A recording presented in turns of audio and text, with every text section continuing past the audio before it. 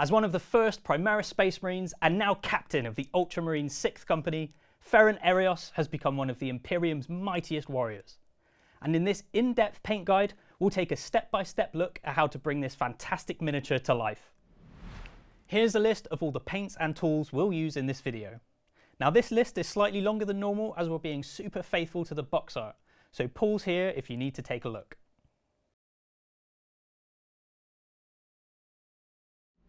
To make the painting process as easy as possible, I've left the model in a few sub-assemblies. I've lightly glued the main body onto a spare base, and I've attached the head to a sub-assembly holder. I've primed the main body using Macragge blue spray, and the head and the base using grey cere. Now we've got our model primed and ready to paint, let's start applying some base coats. For all of the power armour, we're going to apply a layer of Macragge blue. We want to thin this down slightly and apply it in several thin coats to get a nice even coverage. Priming the miniature using Macragge blue spray makes this step a lot easier, but we still want to apply a layer out of the pot to get a consistent finish across the whole model. And don't forget to paint the foot on his base. Next, we're going to take Abaddon Black and paint all of the areas of his subsuit and any details on the servo skull and the rest of the armour. At this point, I'm also going to base coat all of the other areas of the model using Abaddon Black. Now this is an optional stage, but it really helps with defining each area of the model when we come to base coat it.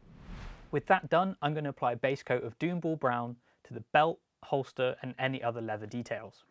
Apply 2 or 3 thin coats here to get a really solid colour. Next we're going to apply a base coat of Wordbearer's Red to the rope on the front of the armour and the leather straps hanging from his belt. Now I'm going to take Ushabti Bone and apply a base coat to all of the seals, scrolls and the servo skull. We'll need to use a few thin coats to get a really opaque solid colour, and make sure each layer is fully dry before you apply the next.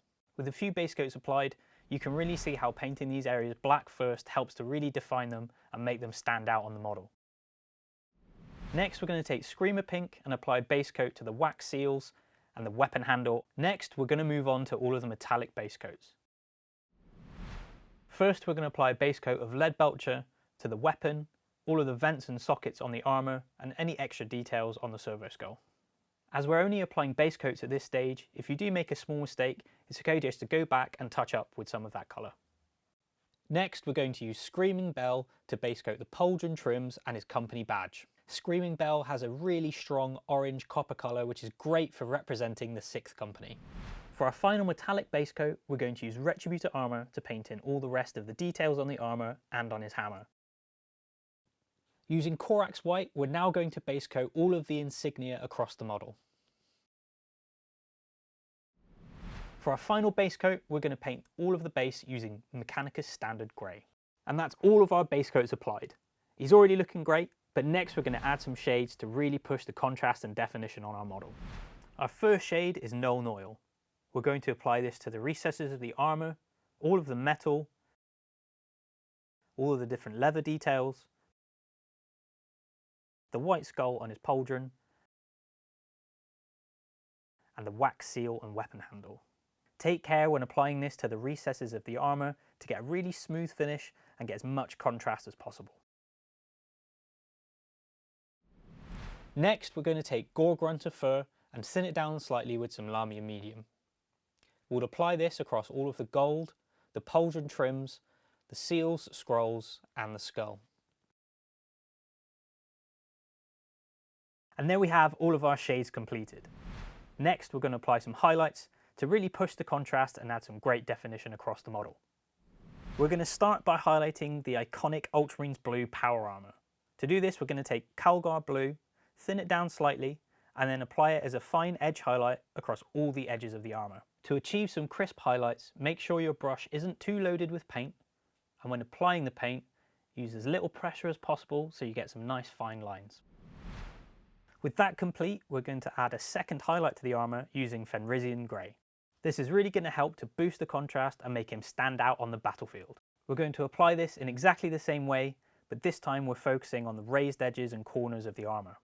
With the armour finished, we're going to move on to the subsuit and all of the other black details on the model using Dawnstone. Next, we're going to use Scrag Brown to highlight all of the leather areas. You can also add some little nicks and scratches to make his leather look really battle worn.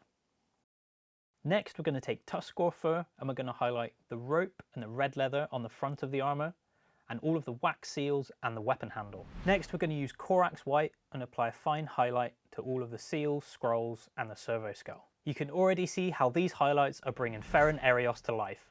We've got a few more to go before we're done. Now we need to highlight all of the metallic areas on the model. We're going to use Stormhost Silver to highlight the metal, the gold and the copper. Try and be as fine as you can when applying this highlight to maintain those really strong gold and copper colours we've achieved. Next, we're going to paint the base. To start, we're going to dry brush the whole base using Dawnstone. Be as careful as you can when dry brushing around the foot and the servo skull on the base. If we do make any mistakes, you can always touch up again after. To finish the base, we're going to apply a really soft dry brush of Administratum Grey just to pick out those really fine details. And there we have most of the model complete. But now we need to move on to one of the most important areas of any miniature, the face. To base coat the face, we're going to use Night Questor Flesh. I'm going to thin this slightly with a drop of water and then carefully apply a few thin coats to get a nice even finish. Once we've got a nice solid base coat and it's fully dry, we're going to start shading the face using Doomball Brown. I'm going to take Doomball Brown and thin it with some water almost to a shade consistency. However, to maintain control when painting the shade onto the face, I'm only going to take a small amount onto my brush. And then very carefully we're going to apply this to all of the recessed details on the face, the bottom of the cheeks, and around any other details. Once that's dry, we're going to add some extra definition using Abaddon Black. Again, I'm going to thin this ever so slightly with some water and then very carefully apply it into the very deepest recesses on the face. At this stage, we're adding layers of warmth and depth to our skin tone. As you can see, the contrast is quite high right now, but it'll all tie together in the end, so just trust the process. With all the shading done, before we move on to the highlights, I'm just going to tidy up quickly using Night Questor Flesh. Going back over these areas with Night Questor Flesh will help to give us a really strong, consistent finish and a really good basis going forwards for our highlights. For our first highlight, we're going to use Cadian Flesh Tone. Going to thin this ever so slightly with some water and then very carefully apply it as an edge highlight across all of the details on the face. To really accentuate all of the features on the face and to add some extra contrast, we're going to add a final highlight of Ushabti Bone. We want to apply this highlight as small dots and lines on the most raised areas of the face. And now you can see how all of these layers have blended together to give us a really nuanced skin tone. With all of the skin finished, we now need to paint the rest of the details on the face. We're going to start by painting the eyes. To do this, we're going to base coat them very carefully using Abaddon Black.